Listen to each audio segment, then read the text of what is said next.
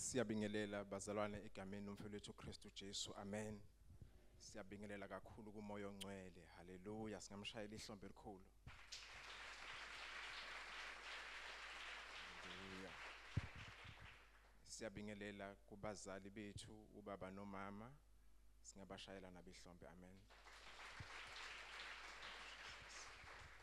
Sibingelele obaba, sibingelele omama, sibingelele osisi, sibingelele obhuti, sibingelele no Sunday school ngale. Amen. Ngicela ukubingelela special youth. Amen. Hallelujah. Ngalishaya ihlombe. Amen. Igama lami ngothubelihle ngwakwamncwango, ngumntwana kaNkulunkulu, ngisindisiwe. I'm the son in the house. Amen. Ngumntwana wala ekhaya. Amen. Isiqubulo sethu kulenkonzo yabantu abasha kuthiwa sowa igli sowa. Amen. Sowa igli sowa. Ashoni bazalwane sowa. Amen. Ngiyacabanga ukuthi abazali babheke lapha kuIsaiah 40. Amen. Ku verse 31 elithi iBhayibheli abamethembayo uJehova bayathola amandla amasha, baphakame njengezinkozi. Amen. Ngizoba mfishane kakhulu bazalwane, but into engizogcizelela ebeseshilo MC amandla asezandleni zethu. Amen. Ungayithinta nje izandla zakho kanje uzithi izandla zethu, ngake ngasho ngelinye ilanga ngathi ziyifactory. Amen. Uma ubona izinto zimile, amen, zisuka ezandleni. Amen. Ngelinye ilanga umama wakwasifundisa ngomoya ongcwele, in fact wayesebenza ngomama, efundisa ethi uma uno age abathathu ngeke ulala ungadlile. Amen. What is hand, is head and heart. Amen. Ngiyacabanga abazali basakhumbula. Uma uno age abathathu ngeke ulale ungadlile. Amen. Baphinde futhi abazali basifundisa ukuthi zonke izinto ziqala kancane bese zenyuka. Amen. Basifundisa ukuthi ingane ibancane ikhulu even noma ufunda uqala kancane wenza uhamba uzofika phezulu. Amen. Nezihlahla ziqala kancane zisuka phansi zize ziyothela. Amen. Siyamsana bazalwane. Ngiyacela silalelane kancane no 15 minutes bese ngisuka la. Amen. So leyo nto yenza ukuthi umuntu abone, bagcizelela abazali ukuthi into esuka phezulu iyodwa eshona phansi. Bathi uma kumbiwa ithuna. Amen. Ithuna elisuka phezulu kushone phansi, but everything nale structure sikusona sisuka phansi saya phezulu. Obunye ufakazi esinabo ukuthi sibonile even indle biyakhiwe everem isuse phansi iyaya phezulu. Amen. Siyalandela nabazalwane. So sizokhumbuzizana abazalwane ukuthi ngelinye ilanga wathi baba ekhuluma sisengale. Amen. Umoya ongcwele wagcizezela something mina engangakazi ngize ngicabanga ukuthi ngizoyenza. Amen. Uthe ubaba wayefundisa ngeqanda nenkunku. Amen. Ebuza ukuthi yini endala inkunku neqanda. Amen. Ujwayele ukusho bazalwane kwangasiyo even i1-on-1. Wayekhuluma nje sisenkonzweni. Umoya ongcwele wathi bamba, you can do something, ungakwazi ukuphila ngalento. Amen. Sizwana abazalwane. Kwangasi 1-on-1 akawenzi futhi ubaba 1-on-1. Khumbula sikhuluma nobaba uSotobe last week size kuyiprayer.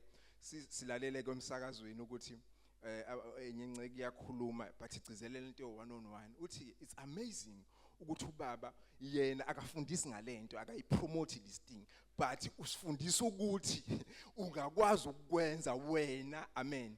Awudingi ukuthi uzufike kuye. Amen. Noma wenze something. Amen. Yahlala enhlizweni yami lento ukuthi ngempela lento is possible. So umoya ongcwele efundisa ngobaba ngenkunku neqanda, umoya ongcwele uthi ungayenza living in this thing. Ngasabathi what you can live ngalento. Amen. So umoya ongcwele ngoba mdala, haleluya, ufike esho wena okwakho ukuthi ke bese uhamba indlela. Amen. So kwaqala saqala ngeinkunku ezintathu lapha ekhaya ekhipha amaqanda. Amen. Sayithenga nje inkunku ezintathu, saqala sakhipha amaqanda, sathi sisuka sabona amaqanda ese-extra, sawadayisela omakhelwane. Amen. Sakhula abanye abazalwane nabo bawathenga la ebandleni. Amen. Sakhula sa-add ezinye inkunku, angazi manje ngachaza isiguphi nakho, but sesikwazi ukuyibreedela inkukhu si incubate si hatche sidayise amen Jesus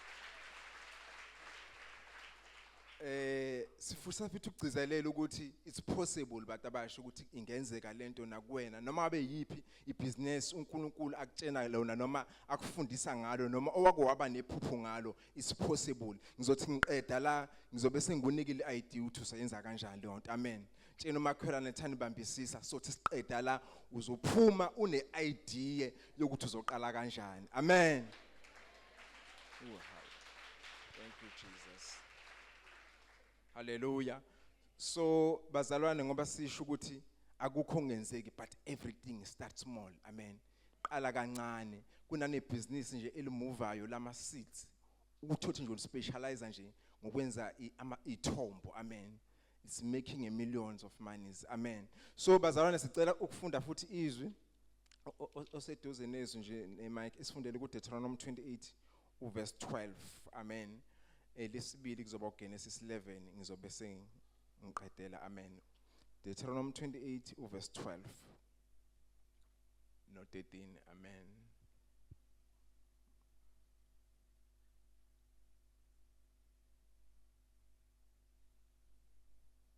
labasifundela babe khona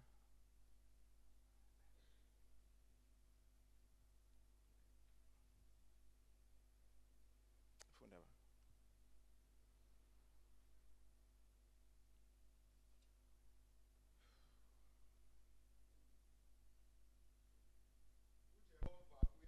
uyakuvulela indlu yakhe yencebo izulu anise imvula yezwe lakho ngesikhathi sayo abusise wonke umsebenzi wesandla sakho uyakutsheleka izizwe eziningi kepha ungatsheleki lutho kuzo verse 13 uJehova uyakwenza ube inhloko ungabi umsila woba phezulu kuphela ungabi phansi uma uyilalela imiyalo kaJehova uNkulunkulu wakho engikuyala ngayo namuhla ukuba uyigcine uyenze haleluya siyabonga babukhumalo amen so izwi lenkosi bazalwane uNkulunkulu aqinikisisa ngalo ukuthi he will bless umsebenzi wezandla zakho amen mhlawumbe lapha phakathi kwethu kukhona uNkulunkulu akasho something ngokuthi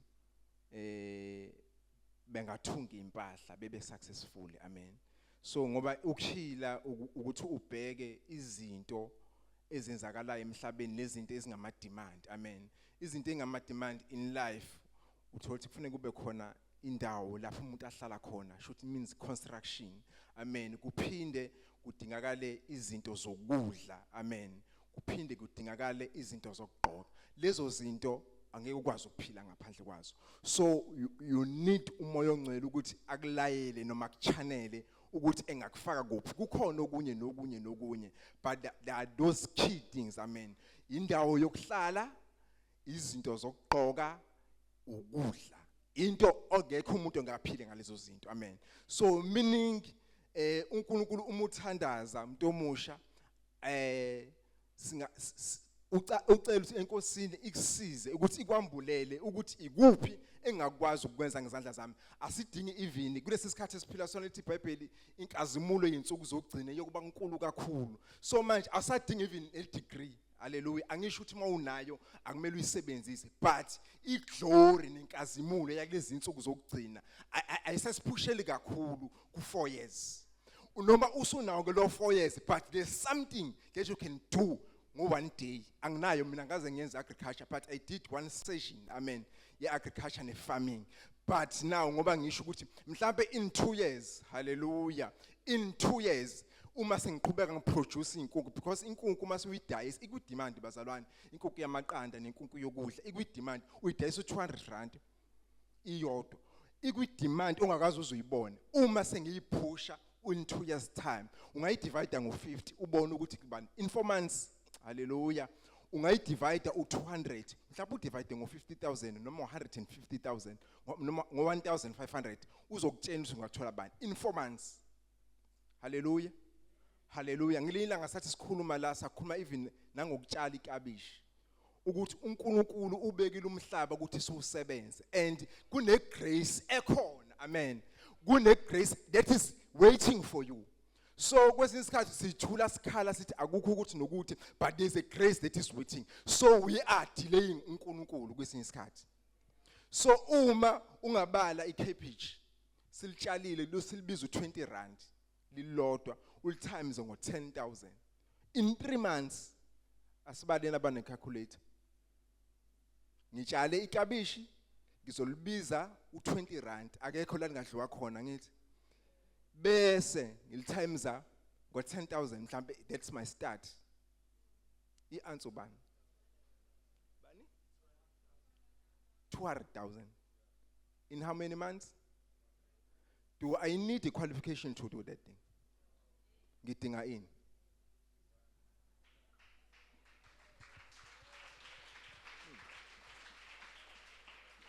Hallelujah.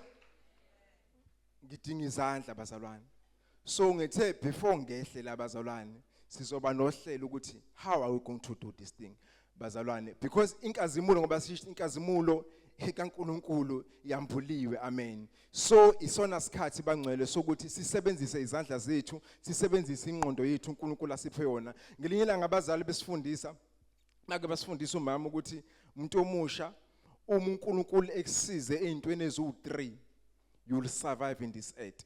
Wathi uma uNkulunkulu ekusize ekutheni ukwazi ukukhetha abangani, choosing right friends. Then 2, uNkulunkulu akusiza ku-alcohol and drugs. 3, uNkulunkulu akusiza kwi-sex. You will survive in this earth. Hallelujah. Uma uNkulunkulu ekusize kulezinto entathu you will survive, because both abantu ezweni bebhizi ngalezinto zontathu wena ubusebenza ngezandla zakho, usebenza ngengqondo yakho. Amen. Hallelujah.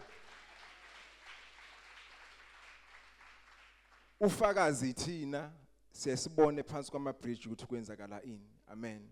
It's because abantu bachoose abangani ababi, bachoose ama-drugs and alcohol, and iyababhubhisa abangcwele. So uNkulunkulu usibekile kule ndawo ukuthi spiritually abantu abeze enkosini mase bengaphakathi again asikwazi ukuthi bephume behambe bengenzanga lutho noma befike bephinde bebone ngazuthi ezweni ku right kanti kuyiwe kubhujisweni. Amen. So sesifunda ke izwi uGenesis chapter 11 u4 siya 6. Amen. Sesenza uhlaka lokuthi sizoyenza kanjani lento, and it's possible bangcwele. It's possible engadini yakini noma from back home emakhaya uma ingekho indawo la ukhona ikhona into engenzeka. Amen. uNkulunkulu kunama ideas ahleze sinikeza wona on daily basis. Now is the time ukuthi siwa implement. Amen. uNkulunkulu mhlawumbe okwakhuluma ngawe wakuvezela izinkwa, you never did that thing. Mhlawumbe wabona ama finances awekho ngaleso sikhathi, but sizothi namhlanje lukhona uhlelo esingakwazi ukuyiphusha impilo yakho ibe successful. Sicela sifundeni uGenesis 11 chapter 4, Genesis 11 sifunda nje uverse 4 kuya 6. Amen. Verse 4. Bathi wozani asakhe umuzi nombhoshongo isiqongo sawo sisezulwini, sizenzele igama, funa sihlakazeke ebusweni bomhlaba wonke. uJehova wehla ukuba abone umuzi nombhoshongo okwakhiwa ngabantwana babantu. uJehova wathi, bheka bonke basizwe sinye nolimi lunye, yikho abaqala ngakho manje abayikunqanyulelwa lutho abahlosa ukulwenza. Hallelujah. Hallelujah. Sithola lapha abazalwane ku verse 4. They said, now let's build a city with a tower that reaches the sky. Labazalwane bayanquma enhlizweni zabo ukuthi manje isikhathi sokuthi sakhe. Amen. So that we can make a name for ourselves. into iphambana lana ke ukuthi manje bafuna ukuzenzela igama hallelujah for themselves here senzela igama uNkulunkulu wethu abonwe ngabantu baza abantu ukuthi endlini kaNkulunkulu akukho ukusokola kodwa kukhona ukuphila amen kukhona ukunqoba amen so usethi ke uNkulunkulu ku verse 4 then the Lord came down to see uNkulunkulu uyasihambela uzobona umsebenzi wezandla amen and see the city and the tower which they had built then ku verse 6 and he said now then these are all one people and they speak one language amen so uNkulunkulu wama principles uNkulunkulu ehlonipha ke iprinciples yakhe as long usowa na kanjani uma uthatha iseed ifaka phandle because it's God of principles it's must ukuthi ifanele ikhule amen so uhlelo bazalwane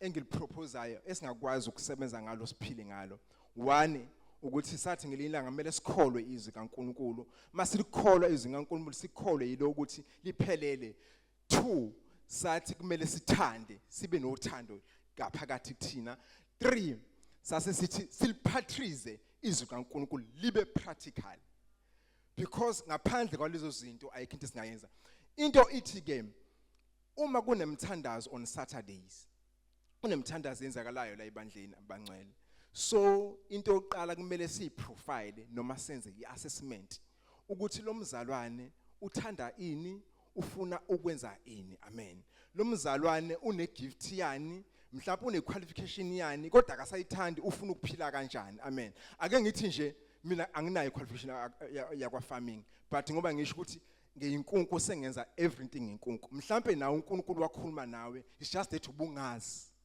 ukuthi kukhona umzalwane okwazi ukuphila ngenkunku now is the time ukuthi ke senze iassessment uma ufuyisa ungena ohlina kwa agriculture even noma awunayo ifarming awunayo icertificate sakhona ukhona umzalwane who's willing ukuthi acathulukise uzuphumelele amen uma umuntu othanda mhlawumbe into yakwa construction mhlawumbe uyayithanda icarpentry la ebandleni kunabazalwane who are specializing on those things so kumele manje sazana ukuthi laba bazalwane benza ukuthi nokuthi then bese kuba khona strategy ukuthi how are we going to sisenza kanjani living out of this thing amen wena mhlambe ungumzalwane uyithandela izinto zokucwala inwele noma zokwenza inzipho kodwa awuyifundelanga lento bengisho ukuthi asadinga isikhathi eside ukuthi uzifundele lento now sekumele sisebenzisane ndawonye sibone ukuthi ufuna ukwenza kanjani mhlambe haleluya ubaba ukhumalo uyathanda ukufuya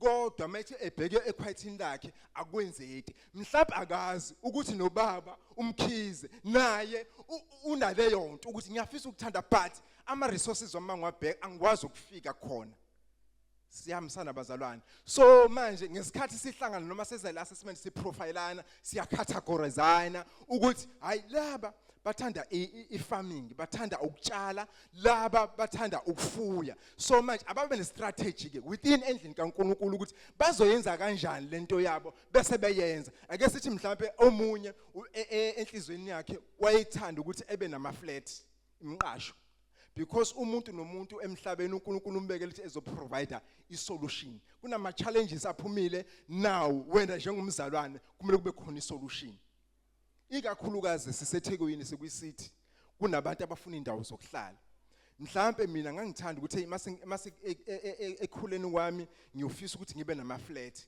but mangithi ngibuka ikhwayithi lami akwenzeki if ngihamba ngiyakubaba umkhize nobaba umkhize mhlawumbe unento enjalo but akwenzeki so now is the time ukuthi ahlangane nobaba mhlawumbe singaba ba10 singaba ba5 asithenge nomhlaba amen masiqeda ukuthenga lo mhlaba siyabuya siyakubazalana khona umfowethu obekade sidwebela indle eVerelem siyabuya baba sicela usenzele kungaba malini uma senza into kanje siyamsana bazalwane then siyayithola sesiyidivide lento mhlawumbe bithi 500,000 ngesikhathi sidivide sesikhipha imali encane ebesingakwazi sesiyaqala sakha ama flats ethu ngesikhathi imali sibuya iyabuya iza kuthina iza kuma families even ngeke ngithi mhlawumbe buthanda ukufuya babuketi inkomo so now usiyazi abazalwana abathize nabathile bafisa ukufuya nabo. So manje senzeni strategy siyenza kanjani lento ukuze sigcine sesinefama lethu. Then sithenga iplaza, makuthi sithenga iplaza sihlanda inkomo lapha phezulu lapha angasi le ndawo modlela amaRisbek sitholakala ngo500 uyayikhulisa, you learn how uthi inkomo ikhuliswa kanjani. Ngesikhathi after 2 years inkomo yakho isibizo 18,000. Isibizo 18,000 yakho asahlupheki, even nje kuthiwa kuyiphasika makuthiwa siyacinga indaba yenkomo sivele silethe inkomo. Hallelujah, because uNkulunkulu sesenzele umusa. So sesingaphakathi kendlini kaNkulunkulu, into yokuqala ukuthi sikwazi ukuprofilana asesane sithola wena uthanda ini, uNkulunkulu wathini kuwe, because God spoke to us. Asikwazi ukulamba sesendlini kaNkulunkulu, asikwazi ukwesela sendlini kaNkulunkulu, ikakhulukazi sesifundisiwe. Sithola labazalwane okukhulunywa ngabo la kuGenesis, sengiyaqeda abazalwane nabo basho something, but let's come, let's build, because kunamandla akhona ekuvumelaneni. Amen. So nathi masivumelana, we can do anything at any time. Abanye mhlawumbe uNkulunkulu wakhuluma ngokuba ngezinto kuthiwa yini ama daycare indawo zama crash. Mawuthi uyabuka angikwazi ukuyenza lento ngingedwa, but uma sicategorizeni sathi nami uNkulunkulu khona uyibekile lento yama smart daycare lapho khona sizokwazi usufuna ama tablets, mhlawumbe ama tablets awu10, sifake isoftware lezi ingane ezincane zifunde ukudrawa zisencane. Ubona ingakanani imali esingayenza, mhlawumbe sihambe siyofuna indawo edrobheni sisinede smart daycare lapho khona uNkulunkulu esenzela khona imanga. Ungathola isimanga into esingawazi ukuyenza ngayo. Amen. Amasaluni mhlawumbe uNkulunkulu ukubekele something about salon wena manje awukwazi ukuyirent wedwa, but imahlangene kukhona esingakhipha. Amen. And kunezinye izinto bazalwane othothi uma ngakubuza ukuthi baba uMkhize why ungenayo umuntu okudayisela inhloko edrobheni, umuntu nje, because on daily basis laba abantu abenza inhloko uthothi baba no 1.5 abalala nawo. Lo 1.5 in 5 days ngeweekend asasi ngaba malini. Yini ekuvimbayo ukuthi ube nomuntu abantu befuna imisebenzi ngangaka, ube nomuntu ozokudayisela umbila udliwa sonke isikhathi. Ayikho into esivimbayo bazalwane, ikhona? Ayikho into esivimbayo. Uthi uhambile moya lapho usebenza khona, wena kunomuntu osala eqhubela ibhizinisi. So ngalawo mazi bazalwane ngithi asisebenzeni, isikhathi sifikile. Amen. Amen bazalwane. Ngicela nje ukuqala ngibingelele intsha yonke. I'm humbled ukuba phambi kwenu. Ngiyathokoza ukuba kule ndawo. Ngicela nje ukuthi ke ngiqale ngokubingelela ngokukhethekileyo ubaba wethu nomama wethu, ubaba uMahlaba nomama uMahlaba. Ngisacela nibashayele izandla bazalwane. Ngibonga umoya oyingcwele ngabo bazalwane ukuthi basinikele ithuba lokuthi sihlangane siyabasha. Nami ngikhuluma nje umuntu omusha ke kule sikhathi noma sengithe kancane ngaphezulu, kodwa nje ngiyabonga, ngibonge i-leadership esihlelisele sibambisela umcimbi. Ngibonge ulusha lonke oluncane. Ngibonge kubo bonke ihambeli zethu ngokuqhamuka ngoyindawo ezihlukahlukene. Ngiyabonga nje kakhulu kulabo abasupportile ngokuthi umcimbi nje ufudumale, ku i-worship team nabangemuva khona umfowethu ngimbonile umncane laphana engijabule ngimbone kwi-media team, naye ngimaze emncane kakhulu. Ngiyabonga ukuthi naye intsha nala ekhaya iyalinikwa ithuba lokuthi ikhule ithuthukise amakhono. Ngibonge nje kakhulu, ngicela unishayela nonke, nishayele nonke izandla. Amen.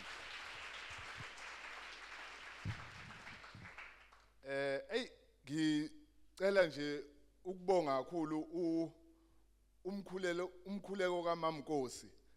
Kunegama nje alithindile uthe alignment, kanti nakimi khonto engiyibekile la sengiyezwa abeqhubeka ngamuzwa noma ekhuleka show anyu nani ngezwe ukuthi hayi ke usengibeka kulayini. Cela ukubonga nje kakhulu nje Bazalwane ngabe nami ngihamba noThandiwe wami unfortunately ube nesimo sezinyo kade kudokotela eyokhipha izinyo akekho phathi kwethu naye la kodwa nje ngithi ke naye ngiyamazi ukuthi ungibekile emkhulekweni kanjalo ngiyabonga bazalwane yazi bengithi nje ngizoba nokucela nokuconsulta okuningi kule thuba engilinikiwe phakathi kwama nobaba ngoba kunezinto eziningi ebeziphusheka kimi ukuthi ke ngingene kuzo ngiyamazi ke ubaba ngizwile nomfowethu isikhulume besingaphambili sithinta benoma abantu abapractical bayithanda into ezipractical so nakimi ngokunjalo ngiyeza ukuthi ucindezeleke benginako mayelana nendaba yethu yanamuhla I more practical mhlambe nje nami ngilidelekile kuze kwaba khona okunye kodwa ke ngizoconsulta before mhlambe ngene kuko kakhulu lokho okusemoyeni nami kakhulu ngithi ke angiveze mina igama lami ulungele uGumede Sibongo umntwana kaNkuluNkulu osindisiwe nami ngibe nenhlanhla ukwazana noThixo ebusheni bami and wakwazi ukuthi angikhiphe izintweni eziningi ngakwazi ukuthi ke ngisheshe ngibe umuntu ke okwazi ukuyiqondanisa ngendlela ngibe nomusa kaThixo ngoba ngicabanga ukuthi ngashadelwa ngangineminyaka ewu24 ngithatha umama ngiba nonkosikazi so ke ngiyakunderstanda indaba yokwazi usheshe uzihlanganise uzama ukuthi wakhe impilo eqondile ngithi uNkulunkulu ke nani engathi anganipha aniphe amen aniqondanise align ebusheni benu amen no bengithi ke ngiyathemba ukuthi all protocol ngiyilandelile I've observed sengikhalela ukungena enyameni bazalwane bengifuna ukuthi so youth so rise youth rise so eagle so eagle so rise eagle rise ngiyasibonga nje isiqubule sethu sanamhlanje nami bengifisa nje ukuthi uNkulunkulu angihambele ulimi lami bo ulimi lakho ukubuka kwami bo ubuka kwakhe ukucabanga kwami bo ukucabanga kwakhe amen so ngizocela nje ukuthi ke nginibekele isithombe sami mina njoba bengisabekile ukuthi ulungele uGumede ngifocuse noma ngokubizo lwami nohambo lwami nento eziningi ngika training and development so kwezamakhono ngicabanga ukuthi ngigqoke nejacket kanjalo I happen ukuthi ke ngibe umqondisi waka uphiwe konke holdings the company is a holding company enama subsidiaries futhi enama company kodwa ifocus yakhona konke ika development sinayo ke into eningi ke kuningi okoke wangihlupha empilweni yami ngicabanga ukuthi phambilini sike ngeke nganika ithuba kudala kunento mhlawumbe engayisho angani noma ngizobe ngiyiphinda kunezinto engikholelwe kuzo ekuhambeni kwami nasekuphileni kwami ngasizakala kwaba khona even nokubukiseka endleleni ukuthi khona izinto engigcine ngilashwa kuzo ngagcine sengikholwa izinto engeke ngisabe nokuyikhuluma phambi kwabantu lothi nginike example yento engeke ngiyikhulume ngeke ngithi mina ubani onamanga othi umsebenzi awukho noma ama problems akekho and ngicabanga ngiqala ukuyikhuluma lento mabe khona abazongikhumbula ukuthi ubani onamanga between umuntu othi umsebenzi awukho noma othi ama problems akekho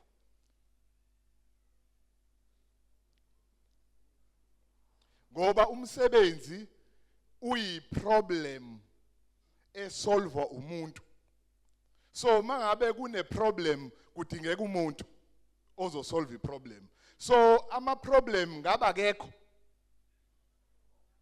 so kuchaza ukuthi khonani awuthi ngiphinde ngabe umsebenzi awukho noma ama problems angekho ngoba awuthi ngikunike example mhlawumbe ngibe practical ngino dadewethu odokotela osanda graduate ophuma le usenikiwe sekuthiwa akayoqala ini ipractice yakhe mefika yena wazi ukucilonga umuntu angithi mengena ngale ecilonga umuntu eroomini hawu sekhona abanye abangenayo yebo hayibo uthi usacilonga lo sekhona onqonqozayo uthi wenza lokho hayibo khona niyayibo iproblem evela kudokotela yini iproblem ukuthi akanayo umuntu omamukelela amanga abantu mebengena angithi akekho umuntu owamukela abantu ngale mebengena angithi yini leyo iproblem angithi yini isolution angani noma samsana yini so othi ngiphinde futhi ke komunye ungaunderstand nginomuntu oneinkomo ohlahlela izinkomo useyikwazi ukuyihlahlela senze yonke into kodwa egcineni akakwazi ukuthi azihlahlele azenze yonke into bese angabi nayo umuntu onjani ozenzani ozihambisayo kubantu noma kumabhusha sekunani lapho iproblem yini manje owenzani niyabona ukuthi kahle kahle iphi into eqala kuqala ubaba ngizwe kuthiwa khona indaba yeqanda nenkukhu angithi yini eqala kuqala kuqala iproblem bese kube khonani umuntu osolve iproblem so ngabe wena u-equipped yini ukwazi ukulungisa ama-problems ama-companies noma abantu uyayizwa iqala lapho ngoba mesiyofunda asifundi ngoba sifundela ukuthi sikwazi ukuba yini ama-problem solvers ayithiwa yibona iya lapho okay siyacela ukungena-ke ukuthi sesihambisana so uma ngabe ngithi mina ngikholela ukuthi ayikho into ekuthiwa awukho umsebenzi uyakwazi uyangishaya yini engekho shuthi ayikho iproblem angithi angani noma engathi kodwa ngise-roomini wrong ngisendaweni e-right okay uthi ngiqhubeke ngiyabonga bezalwane okay bengifuna ukuza lana-ke la sinama-sectors awu-21 sectors ama-sectors yiwo esinawo la ngaphansi e-South Africa if I can isenza ngeniswe ngositha ositha balimele ama-sector awu-21 ama-sector awu-21 anama-subsectors now but kuyekhulunywe ngelanguage yama-industries kuyazwana ama-sector ayiphathi ngizothini asuke sefocusile aba i-industry kuyazwana kodwa kuyi-part of i-sector so uma ngabe sithi sinama-sitha awu-21 sichaza ukuthi sinama-sectors amele ama-industry wonke lawo awu-21 within ama-subsectors akhona kuyazwana so into eshayayo sabantu noma sikhona nje siphila sishawa into ezincane siyintsha sishawa kakhulu indaba ye-alignment kuyazwakala mengikubuza wena ukuthi wena yipi isitha yakho uzothola nje obufunda uyazi i-industry yakho uyayazi awuyazi kuyazwakala but into ekushayayo ingakho kwesisikhathi sike sithola abantu uthola ukuthi umuntu ufuna umsebenzi ngesikhathi sokungafuni umsebenzi ngesikhathi sokuthi fanele ngabe ufuna ukuqinisa ukuthuthukisa ikhono through ukuthi athole ini i-exposure ne-experience mangabe seya kwi-workplace ayofuna umsebenzi bese athola u-regret ngoba yena ufuna umsebenzi ngesikhathi engasona sokufuna umsebenzi kuyazwala kunabantu abafundile abenze la by show of hands how many of you have done who have finished graduate by show of hands ngiyabonga ngiyanibongela ngiyayijabulela kakhulu le nto ekhona sinama graduate amaningi kodwa angekho aligned kuyezwala mabe uyi-graduate kufanele uyiziphoshinele ukuthi ube yini ube i-professional kulayini wakho i-professional ikhazwa anganoma ngelalele kuthiwa hayi South Africa amakhono akekho abantu abaningi abanawo ini kanje ngenizwa lona bese uxaka ukuthi asifunde kangaka saya ukwenza ini nani kuyezwala kune industry yakho iyakwazi ukuthi ine body eprofessionalizeayo. Uthi nginike example ngiqale kwelula. Kuno nurse bese kube ne professional nurse. Anje yawazi mehlo? Kune nurse bese kube ne professional nurse. I-professional nurse ngoba seliphuma kwibody emnike i-professional license une number akwazi ukuyibhala emenza ukuthi abe yi-professional. Ngiyazwa? Kunabantu abenza i-civil abathi bawo engineer abakabi yona engineer. Ba ama graduate. Ngiyazwa? Because they haven't been professionalized kwi-field yabo. Ukuthi niyayazi into ekuthiwa i-PR enje. Ubizwa i-PR usuwenze njani? Kunohambo oluhambayo. Sike sikhuluma nge-chartered accountant. Angithi niyazi ukuthi uyi-chartered accountant umuntu usuke se-professionaliziwe. Angithi usuke nohambo walihambile. Ngiyezwa? So kunabantu abaningi-ke kwi-job nakwi-marketplace ababhizi bazama ukuthi bafune into kodwa bengakabi yinto efunwa yi-industry. Noma siyahambisana yini? Yeah. So kakhulu into enkulu kunento enkulu awutshela makhelwane ithi awumqwebe uthi are you aligned? Awumqwebe are you aligned? U-alignekile? Yeah, ngiyabonga. Rise, eagle rise. So, eagle soar. Amen. Ngifuna ukuqhubeka la. Ngifuna ukuthi ke la kuwe ngicela uunderstand indaba yokuba positioned ukuthi inkulu kanjani. I remember there was a time empilweni yami ngangifaka ama CV ngenza yonke into. Ngaze ngahlala phansi ngathi ngeke khona umnye ubaba obe umuntu owaka skills obe umuntu nje owaziyo. Ngahamba ngathatha iCV yami ngohlala phambi kwakhe ngathi ngeke emhlonishwa. Ngageja kangaka kodwa mhlonishwa kwenze njani? Awukuhlale nami ungichazele ukuthi ngigeja kephi. Wangitshela wangihlalisa phansi wangibukisa. Wathi yes you are an electrician but you are not a professional electrician. Position yourself. Align so that you become a tradesman kwi-field okuyona. Khona uzokwazi ukuthi ube nezinombolo zakhona, uzokwazi nawe ukuthi ukwazi ukuphasisa umsebenzi. Kusebenziswa igama lakho. Kunama plumbers angazi nokuthi fanele abe professionalize abe nenumber ukuze ukwazi ukwenza. Kunabantu abawo nase kwi-field yakho kunabantu uba musufundile wazi wafika kakhulu nathi sisebenzisana nabo ama professional. Because egcineni fa ube nenumber ube nezinto uthi ukwazi kube wena osayinela izinto. Kunabanye abafowethu engisebenza nabo bazibasho ukuthi yazi mina into esiyangisiza njengoba kule unemployment ngisiza ukuthi ngiprofessional ngoba abakwazi ukuthi bavule into ezithile ngaphandle ukuthi kwi-team noma kwi-company yabo kube khona i-professional. From i-client ngale ithi cela ube nama-professional amangaka kuze sikwazi ukunika umsebenzi. Ngiyezwa? So abanye abantu basavwa ukuthi ba-understand indaba ye-alignment nokuthi ke ubabona besahleli emsebenzini isikhathi eside kunabanye. So ngifuna ukukhuluma nawe ukuthi you need to understand indaba yokuyi-aligna nokuba aligned ukuthi ibaluleke kangakanani, especially indaba yokuthi ke ube yi-professional kwi-field ofike kuyona. Ngiyabonga. Ngicabanga ukuthi ke la there is an element also ngiyadlula kuyo ngizwe futhi ubaba unokuyithinta kakhulu. Le khuluma ngama industries amasha azalwayo bese kube nama industry afayo. Ngiyezwa?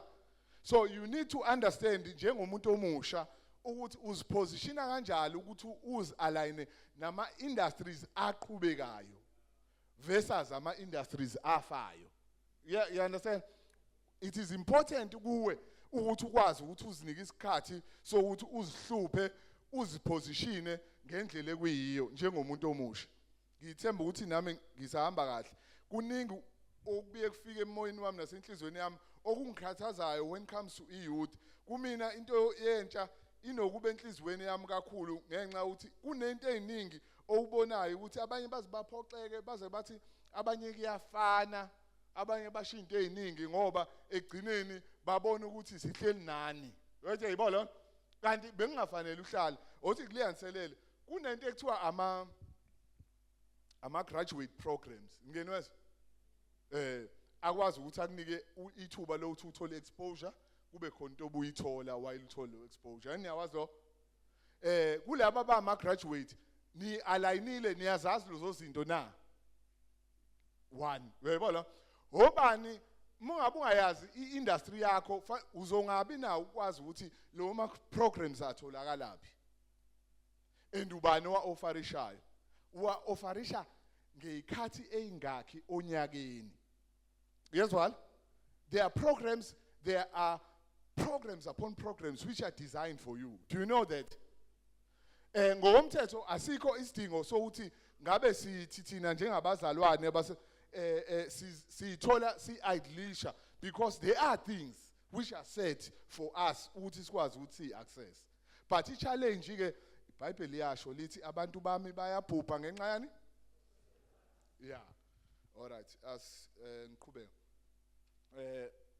Ngifuna ukuya lana ke ngithe angizuba mningi kakhulu kunento enkulu engithintayo kunezwi la uLuke 1:37 awuvule ngiyawuthanda ngoamplified version mengabe khona ongase angifundele kuamplified version ngifuna ukuthinta le yanto kuwe ngoba wena uzalwa uye uphuma kuyena ufana naye uye and thina sinikwe into epowerful ngaphezulu kwawo bonke thina ubaba wethu kuthiwa uElohim ayinene iso Elohim.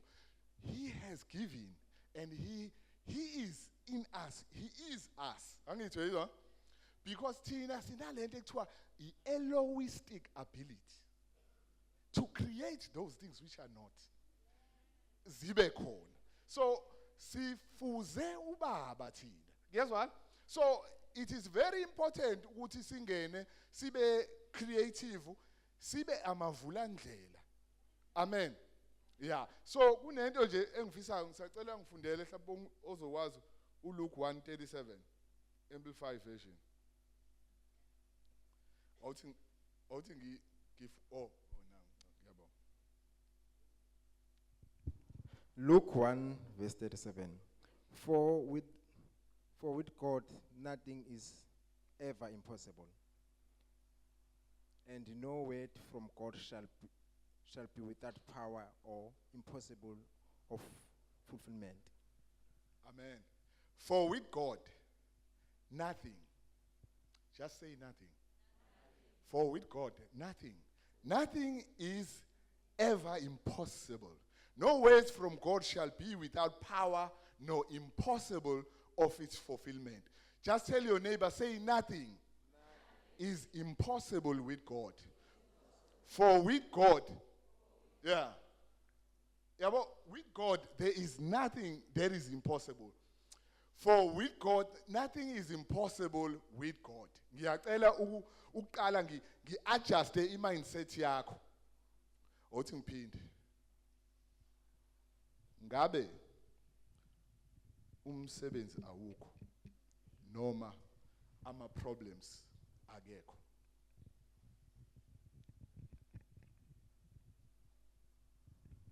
By show of hand, bangakho abangasebenzi abala phakathi kwethu. Abaready, unemployed youth. Ngicela iphamise izandla unemployed youth. Ezamayo. Okay, ngiyabona. Ngicela ime nginyawo baba noma ngicela ukuhleba.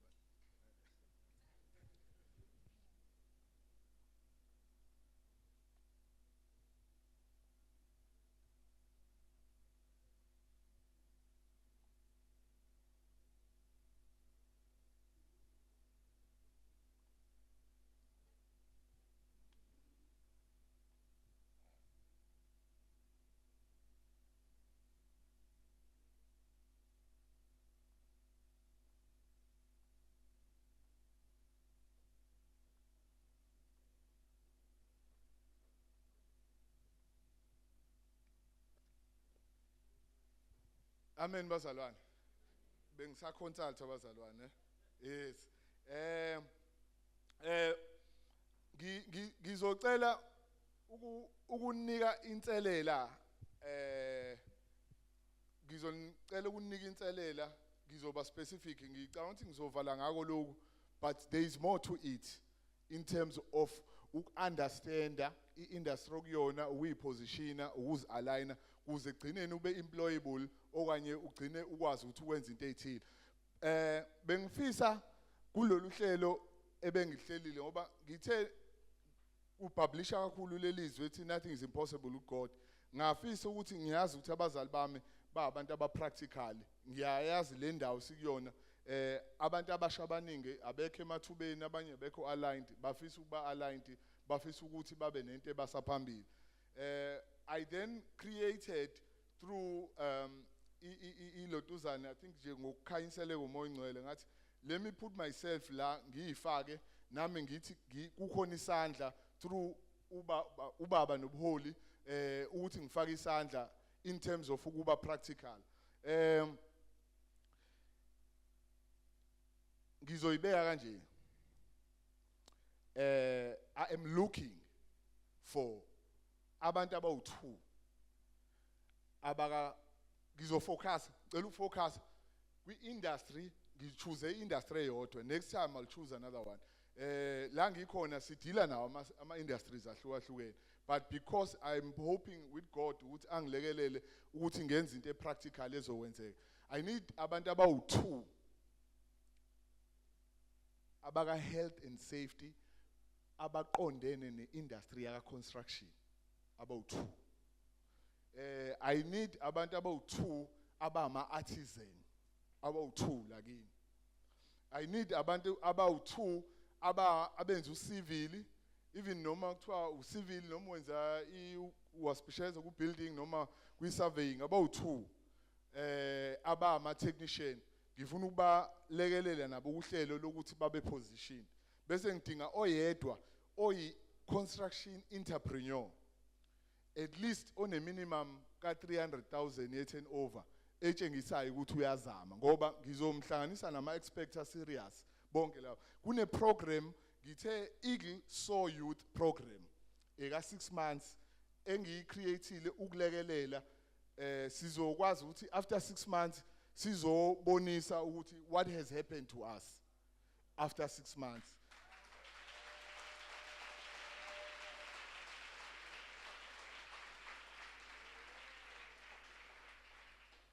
Amen, Basalan.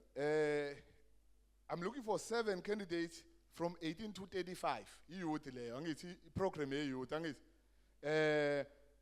Sizoba nama session fortnightly amanye ngaba online nabanye kanjalo, but it's more about ukuniposition towards indlela nepath yenu. Ama objectives ethu upskiller, career progression, entrepreneurial understanding. Ngoba nalaba abaya professional, we have to link them with element yaka entrepreneurship. Kulesikhathi esikusona akekho umuntu ofanele asale kwinto ehambisana nokuzisebenza nokuyibambela. Amen. Professionalism, trade professionalism, to give you a direction how to become a professional kuhambo lwakho. So each session izoba splitted into 2 hours kanjalo, izobe fortnightly, so besikunika izinto ama homework. They also like even incwadi ezizokulekelela ukuthi udevelop kwi-path oya kuyo. I will speak with HR esebenza nabo ukuthi bakwazi ukuthi babe nohlelo ukuthi babe nani for inyanga ezu6. So kufanele usho ukuthi why wena, why fa ubo wena in case mekhona abanye abaningi. So you can speak to me ngoba mhlambe ngingathi ngiphazamisa uhlelo le program yethu. Ungakhuluma nami after mayelana nalobo. I will only work with about 7 abantu. I need 1 entrepreneur, 2 amalotuzana abaka health and safety, baka construction. I need 2 artisan aka construction noma kuthuke ugesi yini noma as long as kuyi construction sector kube u2 ogcina wama technician, I would say ama graduate aqeda civil and the likes. So bengithi ke lokhu engikubekayo bengifisa ukuthi sibe nento epractical ezokuthatha ikubeke ome phambi kwenu ulungele ugumede. Ngine passion kakhulu kwinto yokulekelela ukuthi abantu bazi align ngowamathuba ngowamakhono abo. Kodwa into enkulu ebengifuna ukuyibeka ukuthi come hungry, because it's going to be a challenging journey, but and I can assure you ukuthi uzokhula ngeke ufane nayizolo kulo hambo. So iloko bengifuna ukusho ngibonge bengifuna nje uphinde ngisho ukuthi those who wait upon the Lord shall mount wings like eagle. They shall run and not weary. They will soar. Amen, amen. Ngiyabonga kakhulu bazalwane. Ngiyabonga kakhulu. Amen. Amen bazalwane. Igama kuzimbini wakachekela. I'm the daughter of the house. Ngicela ukubulisa ubaba, ngicela ukubulisa uma, ngicela ukubulisa i-youth egameni lika Jesu. Disebenza kwi banking industry. So i-topic enayo today sizothetha ngemali and sinayo imali. Yes, sinayo imali. Isiliva negolide ibelonga to our God. So sinayo le mali esikhuluma ngayo namhlanje. So topic endinikiweyo ngizoyihlula ikawu 3. We will have transact, we will have credit, and then we will have save. As a youth, we have a problem yokuthi sithi asinayo imali yokubhenka. Abanye bethu bayasebenza but ibathi imali abayiholayo incane kakhulu for ukuthi bayibhenke. Cause izobaveza ku government ukuthi bayasebenza ba end up bengawatholi o 350. 350 akamthanda ubaba la ekhaya if ukhonza la ekhaya nje 350 awuthandeki la ekhaya. So yeah, sinaleyo nkinga but with uTransact we do have ama account that cater for abantu abangasebenzi or abahola up to 3,000 rands la ongazu charge khona. So you can start with those accounts. Ubeka imali kuyona iyona ezokufundisa discipline yokuthi ngenyanga imali oyenzile okanye oyiholile ungayisebenzisi yonke uzibekele a percentage ukuthi mhlambi I'll use u70% and save u20%, but you have to start now. Awazi ukulinda ukuthi uzoqala uma usumdala because you need to discipline yourself now so that uzokwazi phambili ukuthi uqhubeke because awukwazi ukuqala so no 40 ukuthi uqala ukusave ungazange ukujwayele usemncane. So we do have those accounts on Transact, and then with regards to credit facilities, izinto amabhenki azibukayo before sikunikeze credit facility okokuqala siyayibheka into yokuthi ububhenke nelo bhenki for isikhathi singakanani, meaning uqala kwakho manje usena 18 or usena 20 kuyokusiza phambili musufuna ukuapply for izinto ezifana nezimoto, usudinga ukuapply for imizi, sizobheka ukuthi uqaleni nokubhenka. Then sibheke ukuthi wena as a person uziphethe kanjani, uwakhokha kanjani ama accounts akho, like our says you need to have ama retail accounts. Sibheke ukuthi uwakhokhela kanjani ngenyanga. Also kwi account yakho ama debit orders akho awekho yini ajikayo angayitholi imali, ngoba if unama debit orders ajikayo kuchaza ukuthi awukwazi ukumanage imali. You need to manage yourself ukwazi ukuthi ubeke imali for your debit orders. And also okunye abantu abaye abangakunaki we account every month, fanele every day you need to have a credit balance. If kwenzekile ukweleta ibank maybe for 2 days kuwe u2 days wanting into encane, but if ukweleta ibank for 2 days lokho kuchaza ukuthi awukwazi uyimanage imali yakho. Ibank imekufanele likuboleka imali awuzukwazi uyikhokha imali elikuboleke yona based on your conduct. Yes. Also with ama retail accounts ngishilo ukuthi you need to pay them on time. If ama account yakho due on the 25th awukwazi uyikhokha mhla 26 ukuthi it's only 1 day, because if uyikhokha the following day o-ITC bazokulista as umuntu ongakwazi ukukhokha ngesikhathi, lokho kuya affecta i-credit scoring yakho. Also you need to have consistency kwi-account. Like we will have abantu abazisebenzayo abangaholi umholo sowazi ukuthi ngedate ethile uhola umholo kanje uyazisebenza, but udinga ukuthi uyigade into ukuthi imali efakayo kwi-account yakho ibe consistent, because mase sikuscora for credit facilities si-check ukuthi wena imalini oyenzayo, leyo mali oyenzayo yiyo ezodetermine ukuthi how much can you qualify for on credit facilities. Then sesikwenzile sesinama credit, we need to save. Ukuba nama savings nako kuyakusiza also with the credit. Sometimes we do get ama customers where aga qualify for credit. We need to motivate for ukuthi athole credit. Mhlambi you applying for a home loan and then you don't qualify, we need to motivate for you. Miss Motivator, we do check izinto zokuthi you do have ama savings esingasho ukuthi in worst case scenario if ungasakwazi ukukhokha, we can use your savings for imali yebank ozokuyikweleta ngaleso sikhathi. So with ama savings account that we have at bank, sinawo ama short term savings la okwazi khona ukuthi imali uyithole immediately if usuyifuna. Sinama account aqala from as little as R1. Akekho umuntu ongenayo R1 la ebandleni. So sinama account aqala from as little as R1, you earn interest from R1. Then wena ozidecidelayo ukuthi usave kanjani ngenyanga, you can have a stop order. Into ezothi every month wazi ukuthi ngithatha R50 ngiyawusave angewuthinti. Sisavelani na? Sisavela ukuthi ngenye imini azoba khona ama emergencies, kube khona umuntu ogulayo usidinga imali, then uyakwazi ukuya kuma savings akho before uze uboleke imali yebanki ezokucharge interest.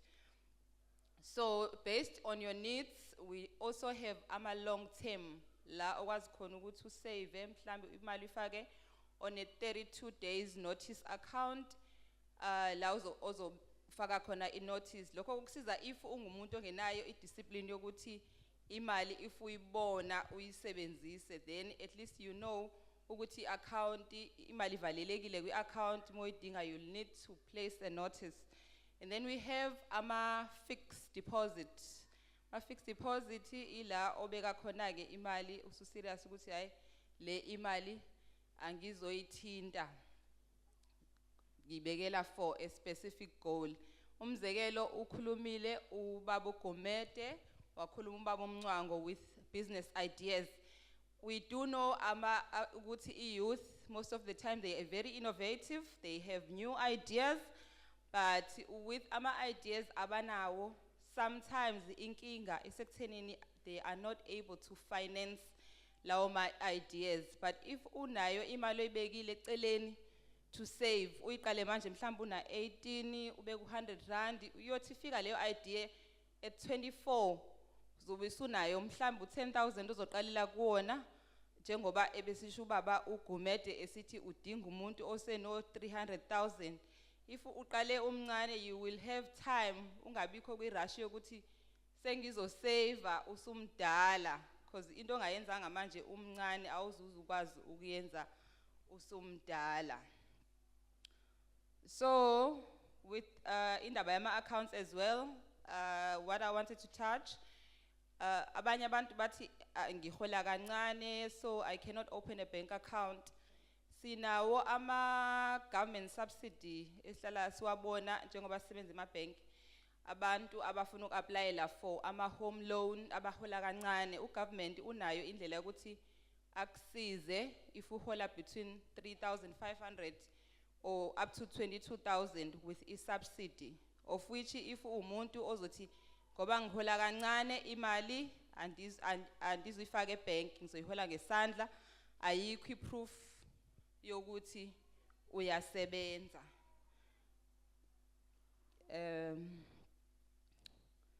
Also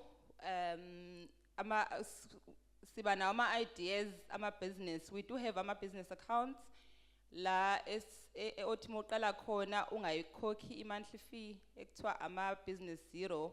Uyakwazi ukuvula leyo account uzibekele imali kuyona and then uye uqhubeka ngokuya imali siya, then you will realize ukuthi imali usunayo usungaqhubeka uqala ibhizinisi lakho. We also have ama-account njengoba sikhonza la like izitokfel where you are able to save as a group. Umzekelo nine idea anazi ukuthi nizoyifinance kanjani, you can start by saving on a stokvel, maybe a group of 3 up to even 20. Mhlambi nithi si group yase CKC ezosave nivule leyo account nakuyona futhi you do an interest, then ni nominate abantu abawu3 abazonisigninela and handle ama finances enu. I think I have covered all that I had. Thank you for your time.